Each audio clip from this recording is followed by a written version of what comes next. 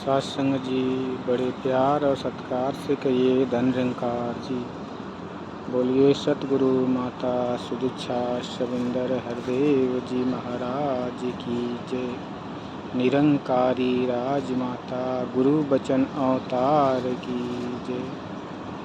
सत्संग जी दास आप जी के चरणों में एक विचार रखेगा समर्पण के ऊपर। क्या समर्पण करना है? सत्संग जी दास एक उदाहरण के तौर पे विचार रखेगा। आशा आप जी परवान करेंगे। जो भी त्रुटियां हों बालक समझ के बख्श लेना। दास आप जी के चरणों का बालक है। सत्संग जी एक संगमरमर का पत्थर टुकड़ा के रूप में रास्ते में पड़ा हुआ है। लोग उसे ठोकर मार मार कर पैरों से जा रहे हैं। कई दिनों से वो पैरों की ठोकर खा रहा है और धूल मिट्टी उसके ऊपर जमी हुई है।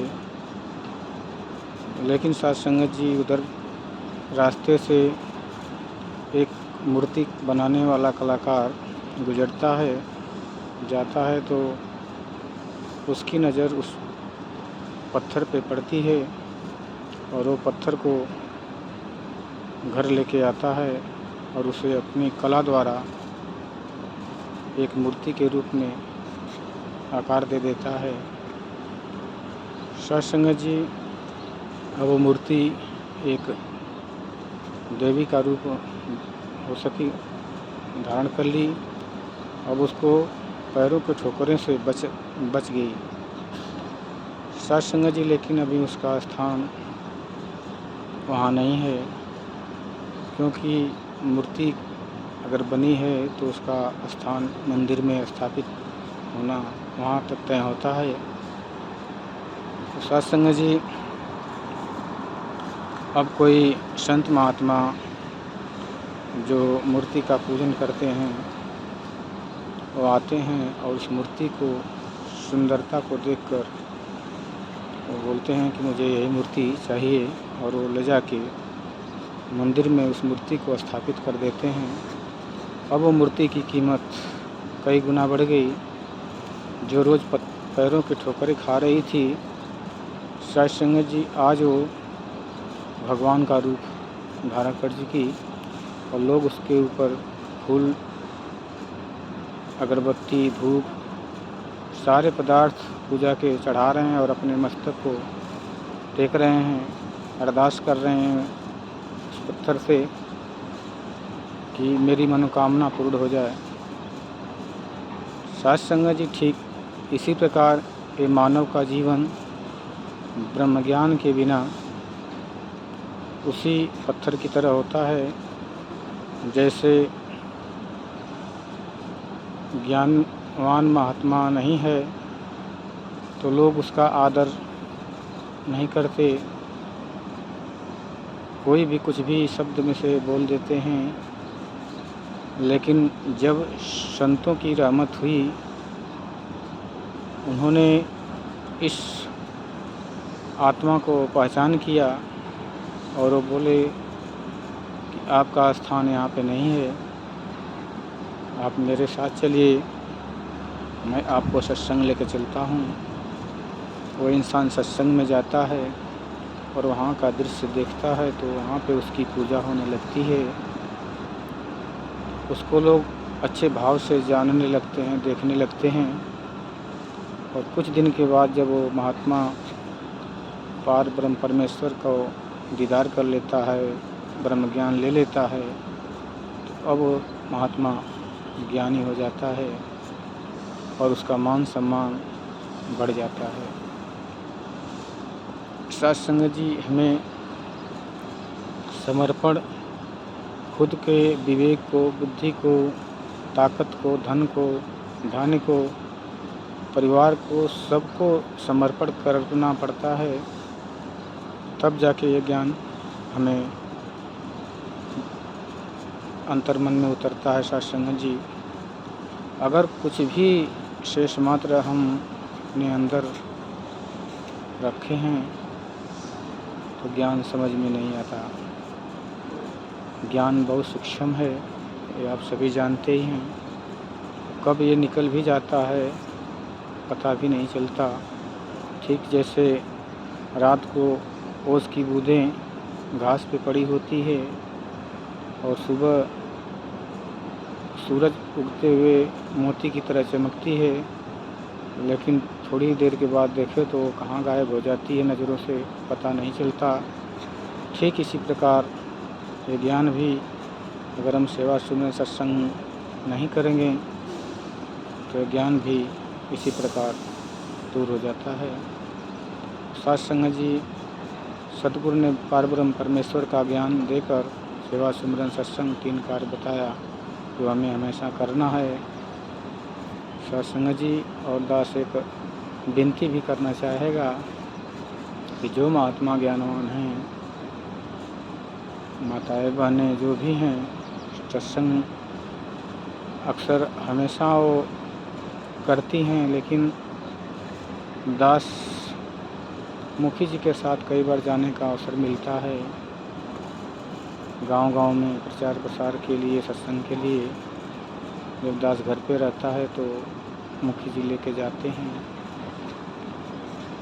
तो दास देखता है कि माताएं बहनें सत्संग में बहुत संख्या में आती हैं,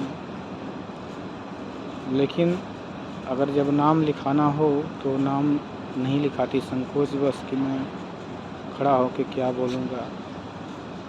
सत्संग जी भले ही आपके अंदर कोई विचार प्रकट ना हो, दास एक अनुभव बता रहा है कि आप जी अपना नाम सत्संग में अवश्य दें। कुछ नहीं आता है तो आप अपने जीवन के बारे में ही कुछ बात करें। इससे क्या फ़ायदा होता है सत्संग जी कि जो आपके अंदर ज्ञान लेने के बाद अभी एक भय बैठा है, वो भय आपको कामयाब नहीं होने देता। वो भय नाम लिखा के जब आप सत्संग में कुछ अपने विचार को रखते हैं तो धीरे धीरे करके वो मन का जो डर है वो ख़त्म होता है। तब ये विचार संतों का मन के अंदर बैठता है। जब तक ये डर नहीं निकलेगा, आप कितना दिन भी सत्संग करते रहें सत्संग जी, ये भय आपको नुकसानदायक हो सकता है। क्योंकि माताएं बहनें देखता हूँ बराबर सत्संग करती हैं, लेकिन कभी कभी जब 5 प्रण और 9 प्रकृति के बारे में मुखी जी पूछ देते हैं घर जाके, तो उनको ये पता ही नहीं होता कि 5 प्रण क्या है, 9 प्रकृति क्या है। सत्संग जी कुछ भी नहीं कहते हैं कि तन मन धन भी नहीं मालूम है। तो सत्संग जी अब बताइए कि उनको जीवन में कैसे ज्ञान उतर पाएगा। अगर किसी ब्रह्मज्ञानी महात्मा को नहीं मालूम है तो बिना संकोच किए किसी भी महात्मा के आसपास बहुत सारे महात्मा होते हैं जो बहुत ही विवेकशील हैं, जिनको आपको समझ में आ रहा है कि इनसे मेरा निवारण हो सकता है शंका का, उस महात्मा के चरणों में विनती करके समय निकाल के 10 मिनट 20 मिनट का समय निकाल के अवश्य बैठें। इससे आपके ज्ञान की मजबूती बनी रहेगी। ये काम अगर आप नहीं करेंगे सत्संग जी तो कई सालों तक सत्संग करते रहें, कोई फ़ायदा नहीं होने वाला। क्योंकि दास एक बार ऐसा सामने आया कि दास ऐसे टहल रहा था बाज़ार में, एक बहन जी आई जो हमसे काफ़ी पहले ज्ञान ली हैं। तो सत्संग जी उन्होंने धन्यकार हुआ और बोली, महात्मा जी मैं 12 साल से सत्संग कर रही हूँ, लेकिन मेरे को निरंकार दिखाई नहीं देता, तन मन धन भी नहीं मालूम है, मैं सत्संग डेली आती हूँ। दास आश्चर्यचकित हो गया।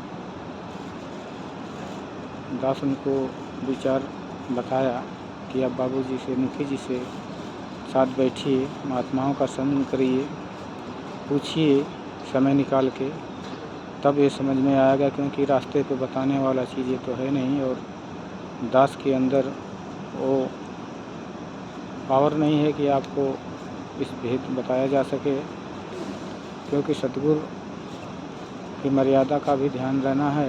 तो आप ज्ञान लेते समय जो भी शंकाएं हैं, ज्ञान प्रचारक महात्मा से अच्छी प्रकार से ज्ञान को विषय में पूछ सकते हैं। सतगुरु माता सदीक्षा इस पर बहुत जोर दी हैं, क्योंकि दास जब दुबई में सतगुरु माता सदीक्षा जी आई थी, तो इस बात पर विचार बहुत ज़्यादा हुआ था कि ज्ञान जब तक समझ में न आए, ज्ञान प्रचारक भी शंका का निवारण करना ज़रूरी है, क्योंकि केवल अपना फॉर्मेलिटी पूरा कर देने से ज्ञान समझ में नहीं आता है, तो बाद में विश्वास नहीं बनता, और विश्वास नहीं बनेगा तो महात्मा टूट जाते हैं। इसलिए सभी का कर्तव्य बनता है कि अपने अगल बगल ज्ञान लेने के बाद उन महात्माओं का संग करें। लिखा है कि पक्के का संग करें, कच्चों के संग नहीं बैठें। कच्चे बार बार आपको भ्रम में डालते हैं, और उनके भ्रमों में आप फंस जाएंगे, तो ना ज्ञान पे रहेंगे ना संसार पे रह पाएंगे। इसलिए उन्हीं का संग करिए जो ज्ञान की बातें करते हैं, ज्ञान की चर्चा करते हैं, उनका संग बहुत ज़रूरी है। सत्संग जी दास बहुत सारे शब्द बोल गया, जो भी इसमें आप जी को कुछ अच्छा ना लगे उसे इसी में छोड़ दीजिएगा और अपने चरणों से लगा के बख्श दीजिएगा। सत्संग जी प्यार से कहिए, धन निरंकार जी।